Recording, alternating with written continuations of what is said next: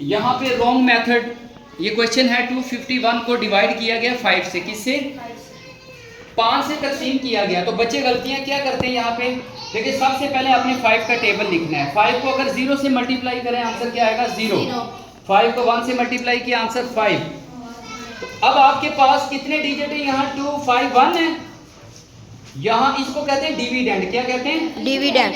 अंदर वाली वैल्यू को क्या कहते हैं, डिविडेंड। और बाहर जिससे तकसीम करते हैं उससे क्या कहते हैं, डिवाइजर। और जो आंसर आता है उसको क्या बोलते हैं, क्वोशिएंट। उसको क्या बोलते हैं, क्वोशिएंट। और जो बाकी बचता है उसको रिमाइंडर, उसको। अब यहाँ पे देखिए पहली वैल्यू क्या है, 2 वैल्यू है। डिविडेंड के अंदर पहली वैल्यू क्या है, यहाँ 2 है और बाहर क्या है 5। तो 2 छोटा है ना, तो अब आपने देखना है 2 के अंदर 5 कितने टाइम आता है, 0 टाइम। ये हम देखते नहीं, डायरेक्ट बच्चे क्या करते हैं, 5 को 5 से मल्टीप्लाई किया 25 आ गया, नीचे 1 को उतारेंगे। 1 को उतारने के बाद उन्होंने 0 लगाया, ऊपर पॉइंट लगाया, तो 2 लगाकर 5 2 टाइम इज 10। ये रॉन्ग है। इसका आंसर बेटा 5.2 नहीं आता। 5 चेक कर लेते कैसे नहीं आता। देखिए मैंने चेक किया है। चेक करने का तरीका ये है, क्वोशिएंट मल्टीप्लाई डिवाइजर। इसका आंसर आना चाहिए, जब भी आप क्वोशिएंट और डिवाइजर को मल्टीप्लाई करें तो आंसर डिविडेंड आना चाहिए। क्या आना चाहिए, डिविडेंड, मतलब अंदर वाला आंसर आना चाहिए। तो मैंने 5.2 ये जो क्वोशिएंट आंसर था इसको डिवाइजर से मल्टीप्लाई किया तो आंसर क्या आया 26.0। तो इसका आंसर 26.0 हमारे पास आ रहा है। तो हमारे पास वैल्यू क्या थी 251। तो ये आंसर नहीं आ रहा, इसका मतलब गलत है। अब हम इसको ठीक करके लिखते हैं। इसका ट्रू मेथड क्या है बेटा, 251 को डिवाइड किया 5 से, अंदर वैल्यू रखी। अब यहाँ पे वो मेथड मैंने बेटा पूरा कंप्लीट नहीं किया।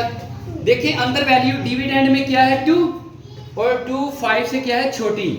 हमने क्या करना था, यहाँ पे ये देखें बेटा, इसको फोकस कीजिए। अगर ये देखें पूरा स्टेप आप करते तो ये ऐसा हो जाता 251 5 से, तो ये आपने 0 लगाना था क्योंकि 2 के अंदर 5 0 टाइम आता है। यहाँ क्या लगाते हैं 0, तो ये 2 5 आ जाता। फिर हम यहाँ लगाते 5 5 टाइम 25 और ये 1 नीचे उतारते।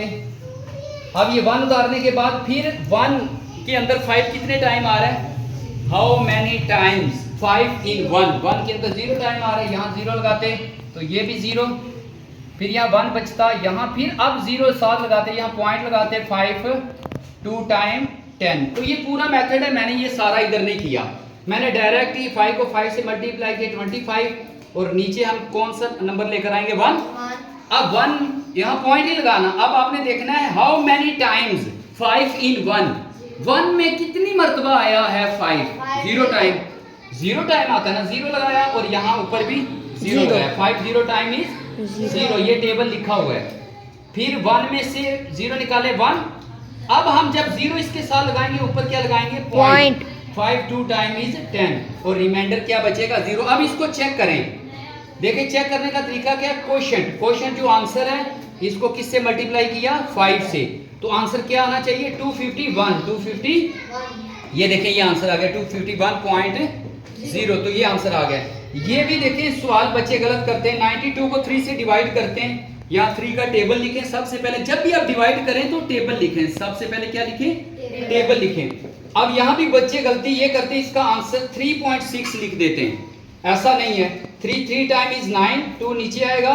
तो आपने देखना है how many time 3 how many time in 2। 2 के अंदर 3 कितनी बार आता है, 2 में नहीं आता, 0 टाइम आता है। 0 लिखेंगे 2 नीचे आएगा और यहाँ 0 बढ़ाने के लिए आप पॉइंट लगाएंगे। फिर 3 6 टाइम 80, फिर 2 बचेगा। तो ये बार बार वैल्यू यही आएगी।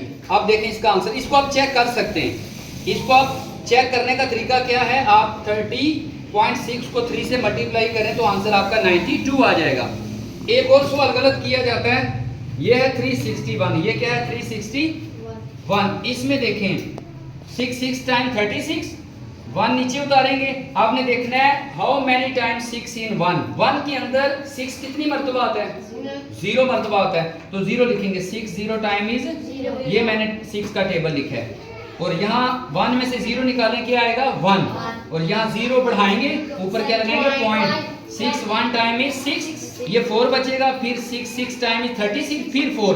तो ये बार बार 4 आता जाएगा। हम यहाँ तक लिख के ये आंसर लिखेंगे 60.16, 3 डॉट लगा लेंगे कि 101, ये चलता जाएगा। और इसको चेक करने का तरीका क्या है, आप इसको इससे मल्टीप्लाई करेंगे तो आंसर क्या आएगा 361। तो प्यारे बच्चों इस तरह के ये क्वेश्चन बहुत सारे गलत किए जाते हैं। तो आप जो आपका समर पैक है, आप इस तरह के रेलिवेंट जो भी क्वेश्चन होंगे आप इसी मेथड से कीजिएगा। मुझे उम्मीद है कि आज की लेक्चर की आपको समझ आ गई होगी।